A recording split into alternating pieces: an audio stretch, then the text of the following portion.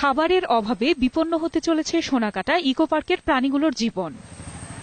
স্থানীয়দের সহযোগিতায় পার্কের কর্মচারীরা অল্প করে খাবার দিয়ে প্রাণীগুলোকে বাঁচিয়ে রাখার চেষ্টা করছে। তবে খাবারের স্বল্পতায় দুর্বল হয়ে পড়ছে প্রাণীগুলো।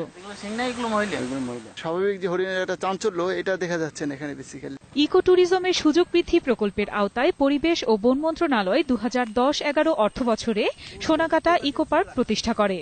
পার্কে 14টি হরিণ, 3টি মেছোবাঘ, 2টি কুমির, শতাধিক বানর, 2টি সজারু, 25টি শূকর ও 25টি অজগর সহ বিভিন্ন প্রাণী রয়েছে। স্থানীয় বন বিভাগের কর্মকর্তারা জানান, প্রাণীগুলোর খাবারে দৈনিক খরচ হয় প্রায় 2500 টাকা।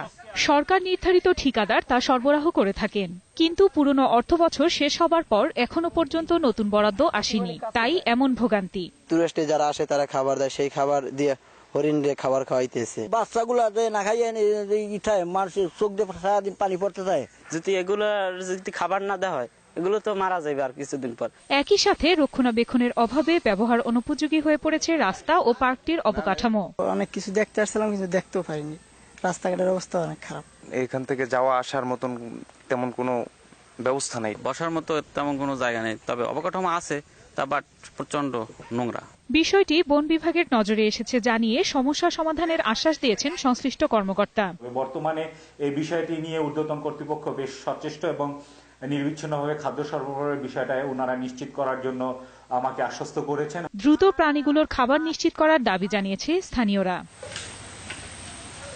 Desk report, 21 television.